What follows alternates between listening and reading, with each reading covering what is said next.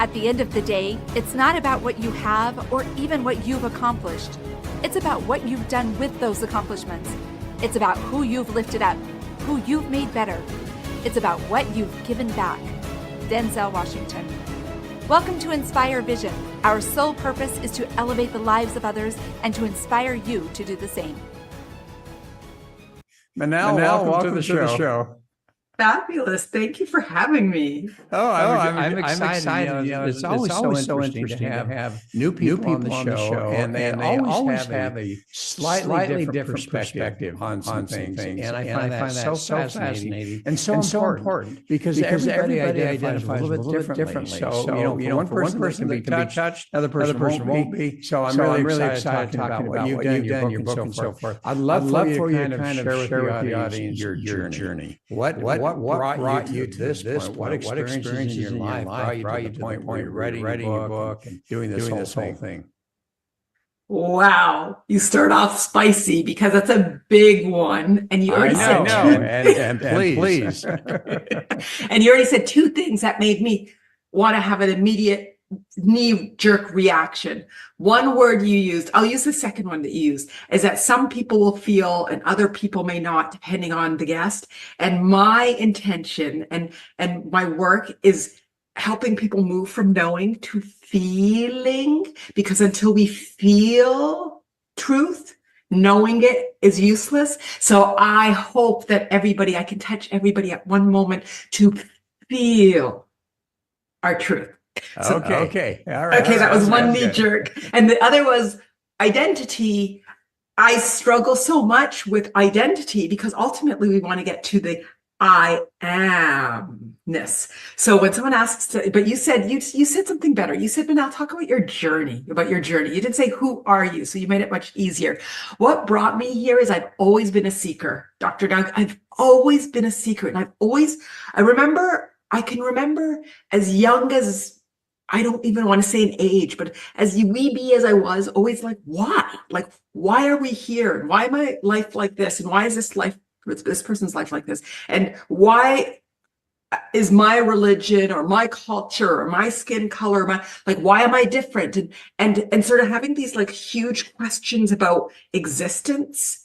And so as a child, I had an amazing parents, I've got 3 brothers, but there's 6 of us, but my dad was the engineer, the analytic, the process orienter, the root cause, thinking things were always through the mind. So I adopted that tasting of like being analytical, was very strong in the sciences, very strong in the maths, and went into engineering just to follow in my father's footsteps, not really knowing what it was. So did my bachelor's and master's in mechanical engineering and approached life from a very mindy, very analytical, very architectural point of view. And then I have a beautiful, loving mother, and she's very compassionate and loving and connecting and family and growth and be the best that you can. And spirituality was important and religion for both my parents, but she gave us the bubble of love. So I also had this like love of life and laughter and zeal and this beautiful embodiment of life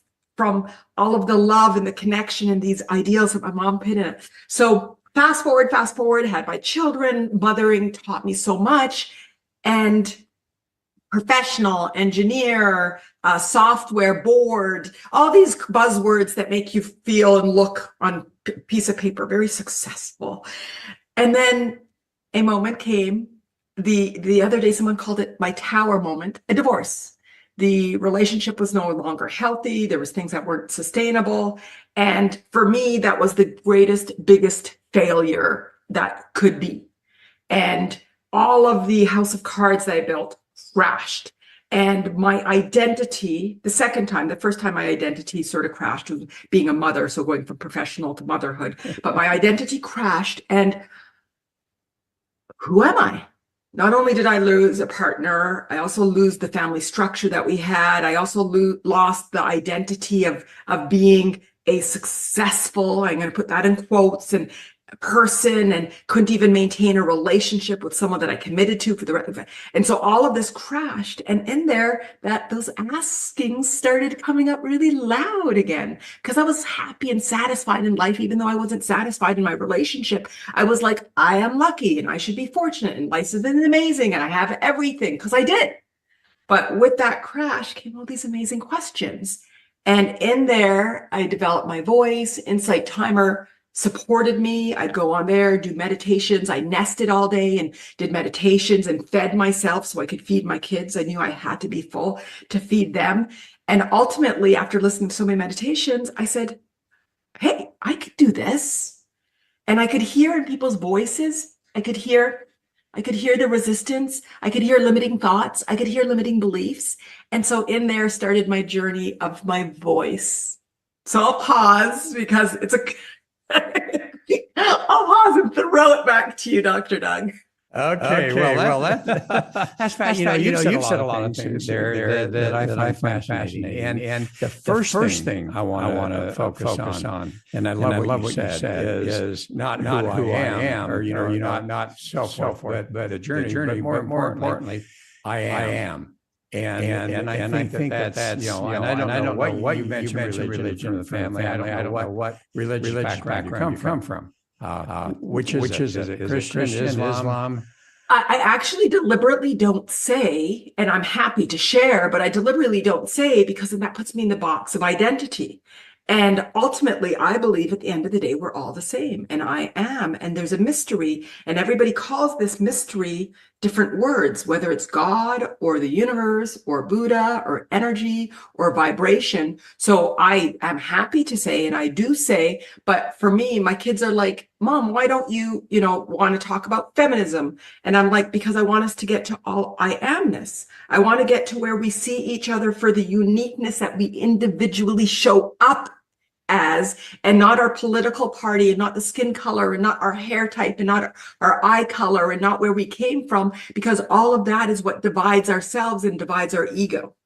Well, and I appreciate what you said there, and you're absolutely right. What I did is I studied a little bit as far as where does this sense of divine self come from? And what I've discovered is it comes from a lot of different sources, and we may call it different things, but at the same time, it's there. And I think it's a lot of people don't really believe that, and that's my point. A lot of people don't really believe they have that divine within themselves and understand. And I think that's so important they do. So as you started this whole process. Mm-hmm.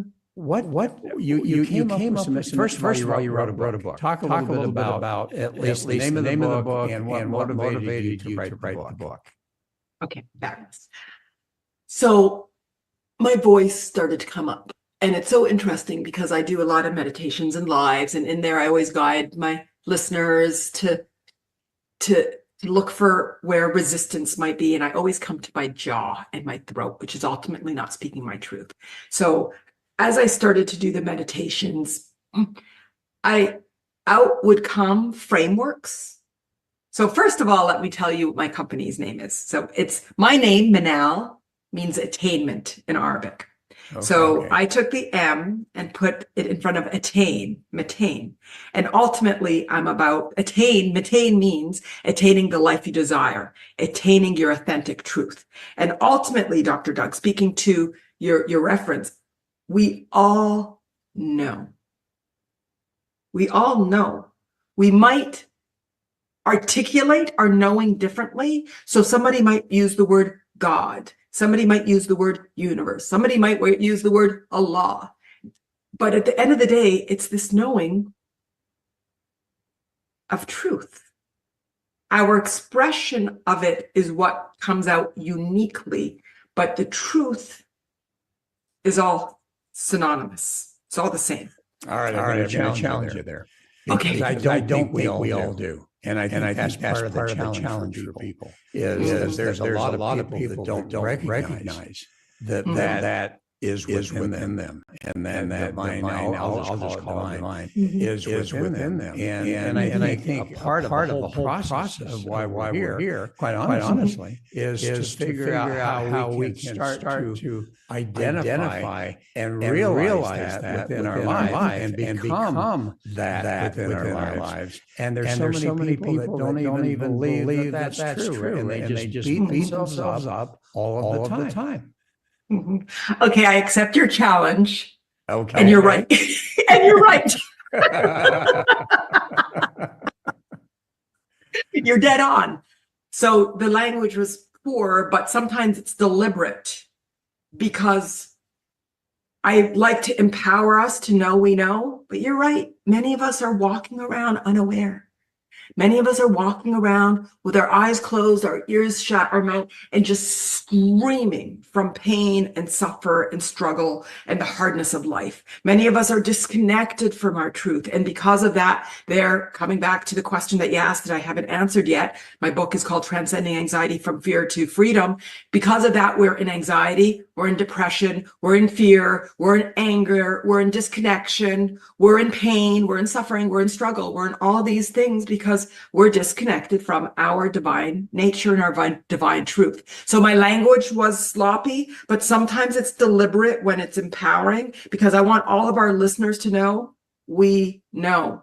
If you just close your eyes, and there are moments, even though Dr. Doug, I agree with you 100% that some people are walking around not knowing, but even those people, there are moments, whether they're, I don't know, I'm going to choose this example, rollerblading or surfing or driving or cooking or baking around the kitchen table with their families. There's moments that they know, and they are laughing from a heartfelt place. They're feeling love, and they're feeling that maybe just this glimmer, the small little ray of feeling like, oh, life is complete and I appreciate being here. And maybe the other 99.9999999%, they're depressed and angry and sad. Well, I mean, we see that all the time now, right now in the United States. All of the anger and the division that's existing, and it's amazing. I mean, I have some friends that they were at least acquaintances, connections, friends, and all of a sudden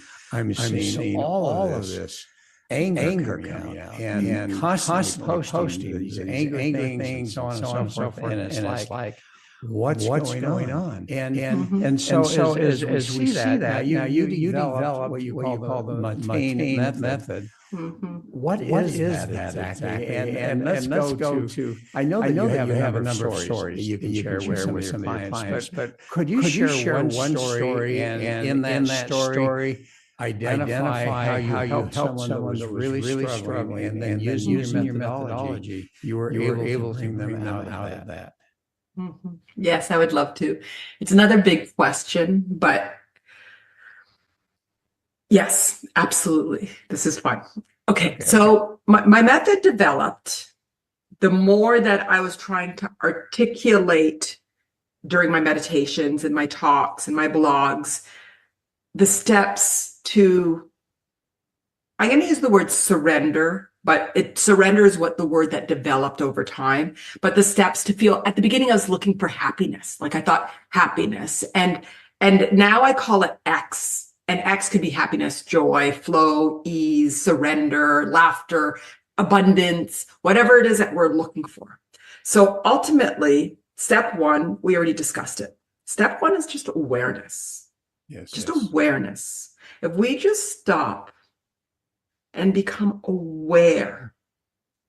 And I sort of dance around loving the word resistance. And again, writing my meditations and talks, when I was asking people to go into their bodies, I would say, see if you could feel sadness. And I'm like, Manal, what if they are not feeling sad? See if they're feeling this specific thought of not being good enough. And I go, Manal, well, you just planted it. Because that's what, remember I said to you, I'd listen to meditations and then I'd feel good, but then they'd plant seeds in mine. I'm like, wait, I wasn't thinking that. And then they planted it in their attempt to unplant it and take out a weed, they plant something. So I started to use generic terms such as resistance and resistant thoughts. And rather than name it, I give you the essence of we're looking for things that are troubling, but you use your language. You use how it's impacting you. It's so interesting. I'll work with a client and I'll say something and they'll say, no, I don't feel like I'm not good enough. And then they'll turn around and say, I feel like I'm bad. So just that distinction. Exactly. Yeah, so I will say something and it's so clear to me that this is what the root of it is. And they'll go, no. And I'm like, okay. So now I even say, this is what's coming to me. How would you verbalize it? And then there's this very slight tweak. So maybe it's not orange, but maybe it's burnt red. And there's a distinction between orange and burnt red is big enough that when I say orange, it doesn't resonate with them. So I started to come up with a framework that brings everything, again, the engineer, to the root cause, to the lowest common denominator. So instead of naming all these things, naming shame, naming guilt, naming anger, naming all this, I say, what's your resistance? So ultimately, I recognize that. So there's 5 steps. And then I'll move through them. Step 1 is awareness, but it's awareness of our 4 bodies. Okay. We have 4 bodies. 4 bodies are physical. These are the physical sensations. So, whether your neck hurts, I talked about my jaw and my throat, that I could feel it opening up and a lot of energy in here because I want to speak my truth. People carrying things on their shoulders, carrying the load of life on their shoulders, their back or their abdomen is not feeling they can. So there's chakra like relation between resistance in our bodies and what we're feeling. So physical body, this is our physical sensation. Then our emotional body, Dr. Doug. I know you've had many podcasts about emotions, and we're all repressing them. We're all repressing them. This is our command center. When we listen to our heart, when we're happy, when we don't, we're upset, sad, depressed, and angry. So it's awareness of what your emotional command center is saying to you. And I say, how are you feeling? They say, I woke up in a bad mood. No, how are you feeling?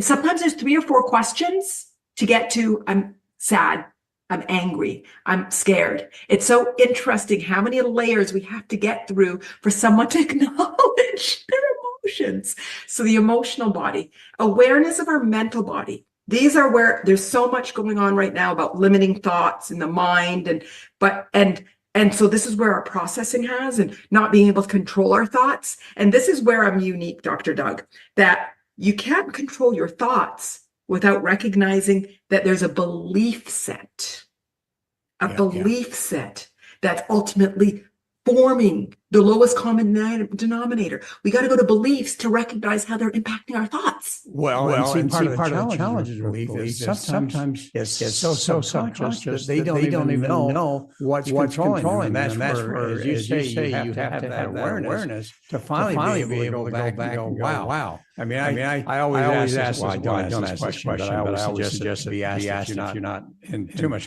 trouble. When an event happens, you see someone really upset. What emotion came up for you from this event? And as they come up with that emotion, anger, whatever, it's like, okay, why? Why? And all of a sudden, as you get into it, you start to recognize that, there's things that happen in childhood, there's whatever that happens to be that's triggering those emotions, which really are not in their best interest. Mm-hmm. All right. So anyway, you've got the physical, you got the emotional, you have the mental, and then what's the next one? The egoic. The egoic is where we hold our identity and our beliefs. The egoic is ultimately where you said to me, Manal, I'm going to challenge you. Not everybody knows our truth. And this is where a lot of spiritual bodies call this the spiritual, like a lot of yoga and Reiki and all, they call this the spiritual body. I like to call it the egoic because spiritual implies there's no resistance.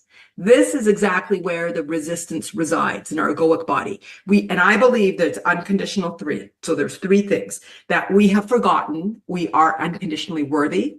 We have forgotten that we are love. We're looking for love. We're looking to be loved. We're looking for love. We are love. We are love. And then ultimately, freedom. We're thinking that we're controlled and we're out of control and we're looking for control and we don't want to control and we want to control, but ultimately we are all unconditionally free. And I call this the unconditional three. So worthiness, being good enough, perfectionism, all these things, love, and freedom. And ultimately, when I'm working with, now you asked me to give a client example, and I talked a lot because I wanted to frame everything. When I work through with my clients, we go through this 5 steps. So step 1 is awareness of your 4 bodies.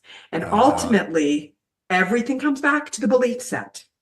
And so what's not wanted is the opposite of what's not wanted is what's wanted. So if I don't want to be disrespected, I want to be respected. If I don't want to be somebody to be mean to me, I'm looking for love. If I don't want to be controlled, I'm looking for freedom. So everything that we're in pain from is because we're having an experience of something that's not unwanted, and ultimately the opposite of is what's wanted. So step 1 is awareness. Step 2 is an acknowledgement of everything is pushing on our desire for worthiness, freedom, and love. And then, so that's 5 steps, 4 bodies, 3 states, worthiness, love, and freedom. 2 states, having it and have not. When we're in pain, it's because we don't have it. And when we have it, we're in happiness. And that all leads to surrender. So I said this so sloppily that it looks so complicated, but the framework is then becoming aware. So let's go through a client. They come in and they said that they're feeling very anxious and stressed out. And so I'm like, okay, fear, anxiety is an acknowledged fear. It's fear that we're not seeing. So let's go and see what's going on in your body. So they go through their body and they're like, oh, there's tension in my shoulders and my heart feels really pained. So I say, okay, great. Let's move from the physical sensations and see the emotion. So I'll say, oh, I feel really, really angry. I'm like, okay, so what's the story? Let's go to the story. Oh, this morning my child was really disrespectful and upset me. And so then say, okay, let's go to the top. What's the belief that ultimately triggered this? The belief that I'm not a good parent, that I'm not good enough, that I'm out of control. So in there will come a flood of what are the ultimate beliefs that sparked these series of tangential expressions of the 4 bodies.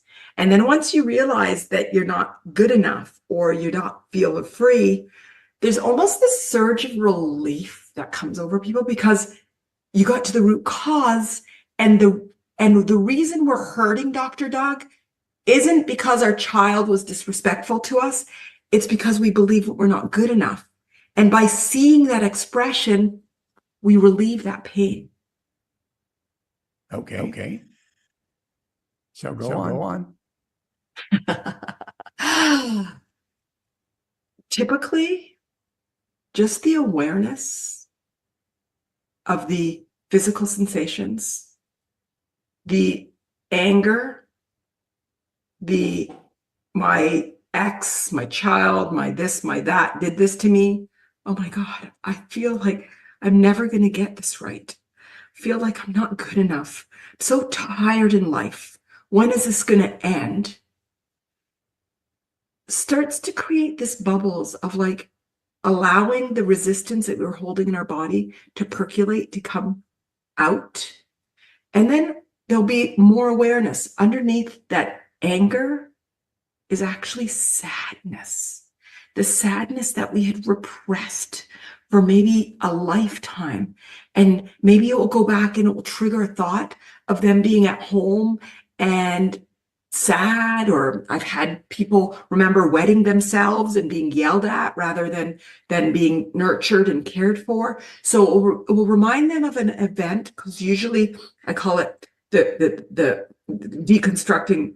I call it the cookie cutter, that when we have a particular misbelief, it's a lifetime of misbeliefs. Yes. And for those beliefs, and those that believe in prior lives, they might even see it happening, or those that believe in generational stories, they will see it replicated in their mom or their dad and their grandparents. So I actually, when they're really willing to be aware, I'll say, well, where did you get this from?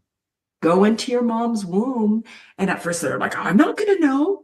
And then they imagine themselves into their mother's womb, and they can feel the energy of their mother's fear, their mother's anxiety, and see where all of these beliefs are coming from. It's conditioning. It's the architecture of the human design. It's the architecture of life. So how do you get upset when you recognize this is the architecture? We're just vibrational beings picking up these vibrational manifestations in our 4 bodies, and we're meant to become awake, through awareness. Well, and as you talk about that example, I actually at one point in time was really struggling with a particular belief, and it was really I'm not good enough.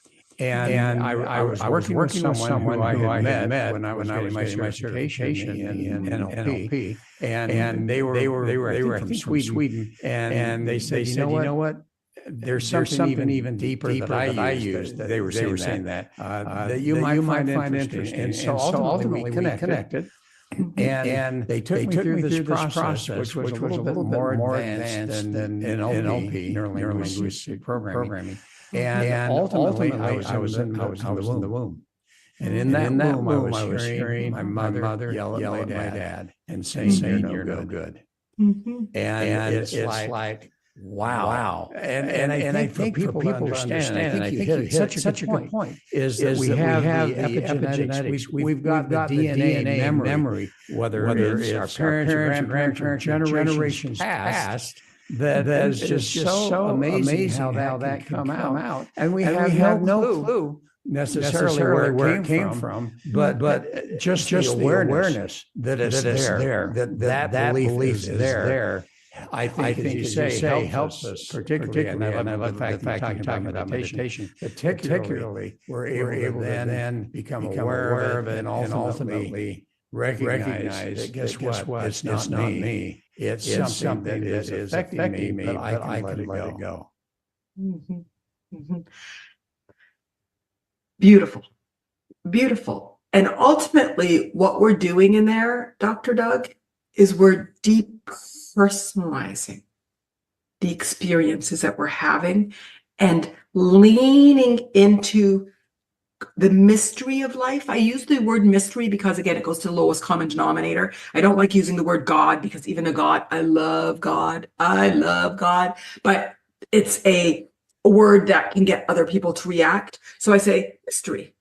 The mystery, there's a greater why, and lean into your beliefs. And so if your beliefs are in God, then lean into that and say, there's a greater mystery, that we're here for something beyond the human physical journey that I'm experiencing. And once you can depersonalize and come out of it, all of this, I'm going to call it pain, all of these manifestations, all of these expressions stop being so personal. Even these interactions, your spouse, your children, your family members, it stops becoming so personal, and it starts becoming, we can start to become more objective about. Yes. Well, and you talk about one word that you kind of described it a different way than I would think about it. So you're talking about something different. But you talk about egoic, and I think about ego. Now, I don't know if you read Eckhart Tolle's book on ego. And certainly being here in Thailand, I'd love to study a little more about Buddhism. And he's talking about suffering and how ultimately we can get to the point where we do not suffer. But it all has to do with ego. And how do you relate ego, the negative part of ego, that then causes us to do things and feel like things are important. For instance, I've got to have a car, I've got to have a house, or whatever that happens to be. How does that relate back to those individual subconscious imprints, whatever means they've come from? How do you find that relates? And how do you help people to start to eliminate that ego that is literally affecting their lives in not a positive way? Okay, first of all, I have to say I love you, and you keep asking me like these big questions that I'll give in like these. I haven't even said the 5 steps yet. I'm like, Manal, you still haven't said the five steps. I do that all the time. That's fine. I'm like, are you closing, Manal? Are you closing your answers? But I love that question. And I have a spiritual girlfriend. Like, obviously she's a girlfriend, but she's the one that we do the spirituality powwow together. And she's like, why are we here? Like, we ask ourselves the big questions. And today, even the morning before we got onto this, there's big texting about why do we have to do this? Why do we have to go through expansion? And I'm like, oh, it's not the expansion that hurts. It's not the growing. It's the growing pains. So the ego. Okay. I believe we all have an ego. We all have an ego. Oh, yeah. If there is a part of my mind, if there's a part of me that I'm going to have, so I'm telling you the reason I call it the egoic body. If there's a part of me within me, then Manal El-Ramly, she's going to love it. She's going to love it because I have learned that to be in the best place, I need to love my body. To be in the best place, I need to love myself, like love my heart. To be in the best place, I have to find respect and honor and love for my mind. And so if I have an ego, then I have to love it. So my question was, why are we framing it as bad? And how do I love it? So this is where I turn, and the reason I used the egoic body, because again, just like I said, we all know truth, and you challenged me on that. And I said, yes, Dr. Doug, you're right. There are so many of us walking around unaware. I want this egoic body to be used in a way that we start seeing it as our mental body, our emotional body, as physical body, as some part of our body. Now, what hurts, and what I believe Eckhart Tolle is talking about, is a resistant ego. The resistant ego. This is the ego that does not believe that we're good enough. This is the ego that's looking for love rather than realizing we are loved. This is the ego that looks and feels out of control rather than realizing we are freedom. And ultimately, this non-existent ego, this is the one that walks around, and everybody loves Manal. They love how she shows up. They love her. This is my ego. So I don't know if you listen to Abraham Hicks or have listened to your listeners. Okay. I know that she's channeling, but that's Esther. That's Esther. Sometimes I can receive the same messages. I'll be listening to it and I receive a message and I'm like, oh no, she's not saying, oh, you humans. She's saying, celebrate your humanness. So Manal's ego picks up the channels of Abraham that Esther is receiving, because I'm receiving it too. Even though it's on audio, we can still receive it. I'm picking it up. And sometimes me and her would say exactly the same thing. And sometimes I'd be like, ooh, Esther, no, that's not what they said. And then sometimes I'd be like, oh, wow, Esther, I heard it more distorted. And so I appreciate that you're clean vibrationally in that way, and that you received it in a way that I can expand my self-worth, expand my self-love, expand my understanding of freedom. So our egos are distorting and listening and perceiving. And once we get to this non-resistant ego, and I believe that's where sort of our infinite connection to source becomes. So when I know, yes. All right. No, I appreciate what you're saying there. And you're using the word ego a little bit differently than what I normally define it as. But I appreciate what you're saying because you're right. There is that resistant ego. And that's really causes us to try to prove that we're good. When in fact, if we just let that go and realize, you know what, I am, then all of a sudden that becomes good. Now, you suggested I interrupted you. So go on with the steps. Let's review. Step number one was? Step number one is awareness. Okay. Of the 4 bodies. So we're going to go down. Step number 2 is acknowledgement of what is desired. So when we're in pain with step 1, we're saying, I don't want to be disrespected. I don't want to feel anger. I don't want to be hated. I don't want to. So there's all these what we don't want in step 1 when we become awareness. And then step 2 is acknowledgement of what is desired. And it's always some version of the unconditional 3, that I want to be good enough. I want to feel worthy. I want to be valued. I want to be seen. I want to feel love. I want to feel loved. I want to be happy. I want inner peace. I want to feel free. I don't want to be controlled. I want to be free. So step 2 is acknowledgement of what is desired. So step 1 is like, I'm in pain. My 4 bodies are screaming out. Step 2 is like, oh my God, I just want X.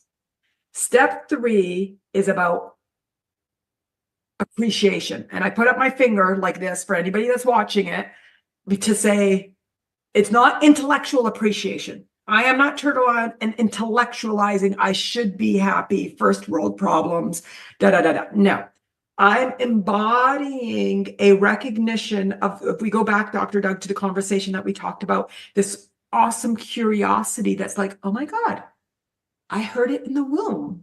My mom was saying that to my dad.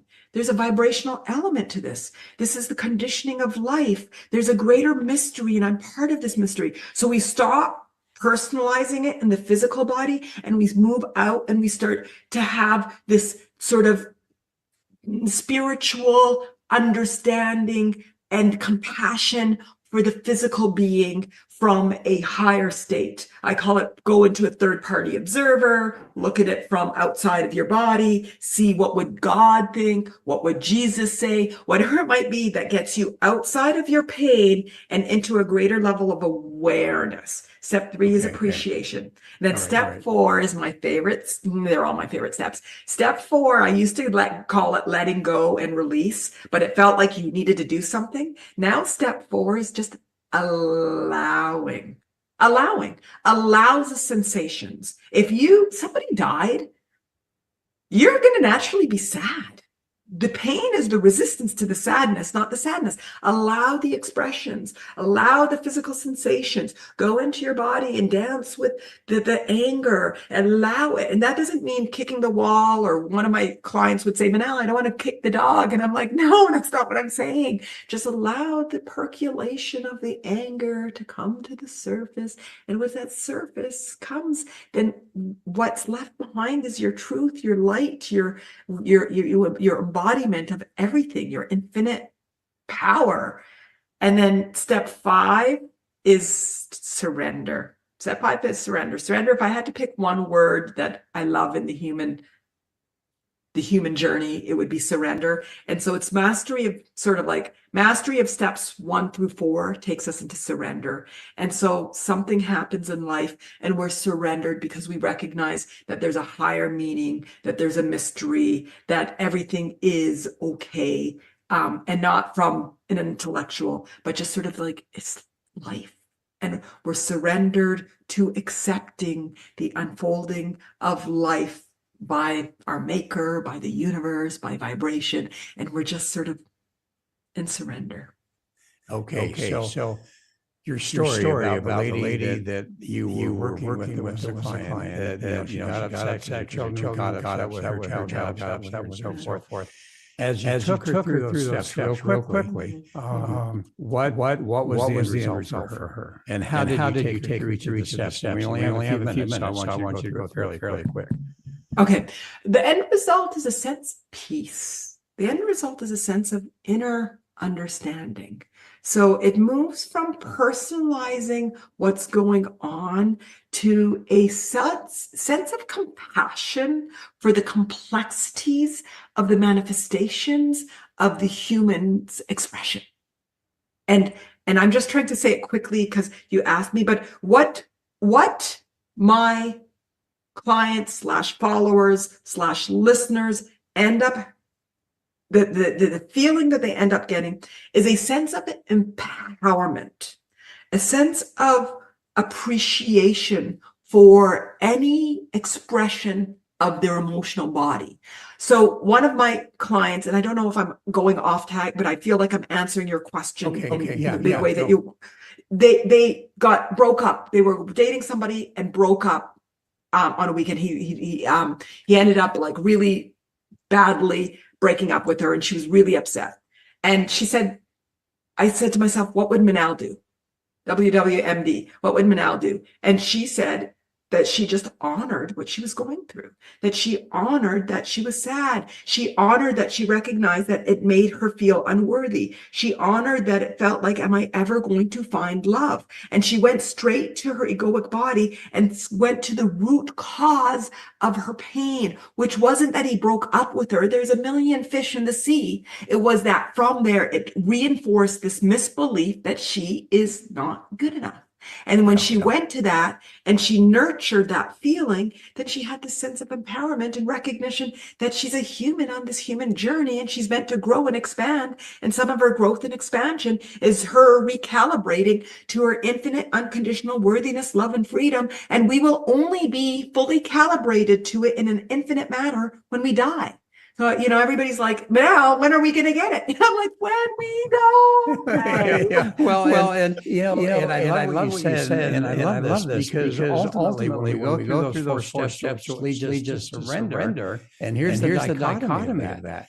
As we surrender, we become empowered. And people think about it that way. When they think they're surrendering, they're not. But the bottom line is what you're talking about when they surrender. And ultimately, as you say, just recognize or aware of these feelings, when they surrender to it, they become empowered.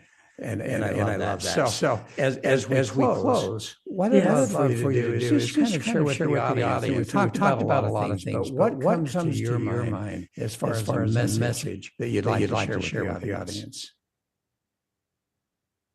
I would love to share with the audience that we are so fortunate to be on this human journey, that when we can embrace this and embody this authentic from our four bodies, excitement, zeal, celebration of our unique human experience, which is all of the range of emotions and experiences, then the taste of life starts to come from a place of peace, ease, flow, and surrender.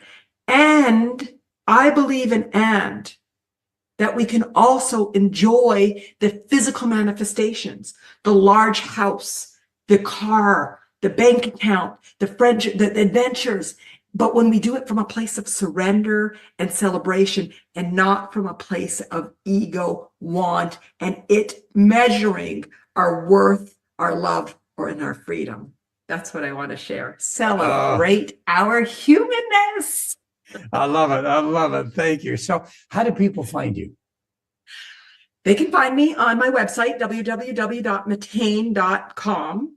And if you go www.matain.com/join us, there's some goodies that I'd love for them to get. I'm on Insight Timer, Manal, Matain, Mattain, and I'm on all of the major social media, Instagram and Facebook and YouTube as Matain, Mattain, by Manal, Manal, and LinkedIn, I'm Manal El-Ramly. So I'd love to be connected. And I said Insight Timer. Yes, I did. So I'd love for them to reach out. Oh, and my book on Amazon, Transcending Anxiety from Fear to Freedom by Manal El-Ramly, EL-RAMLY. That's where they can find me. And I'm excited. This was such an amazing conversation. And you pushed me, Dr. Doug. Well, I'm glad you have surrendered to that. Because I've had other people say, man, you ask some tough questions sometimes, but that's been wonderful.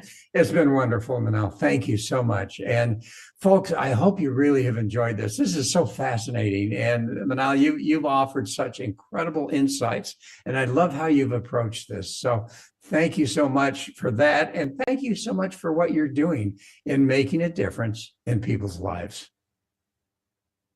Fabulous. And I'd like to thank you too. You're just so, I want to say the word complex in a good way. And I really enjoyed today's conversation. And I appreciate everything that you are giving back to the world as well. Oh, well, thanks. And folks, thanks for listening. I hope you really enjoyed this one. And I hope that you'll join us again soon on one of our next shows. This is Dr. Doug saying namaste.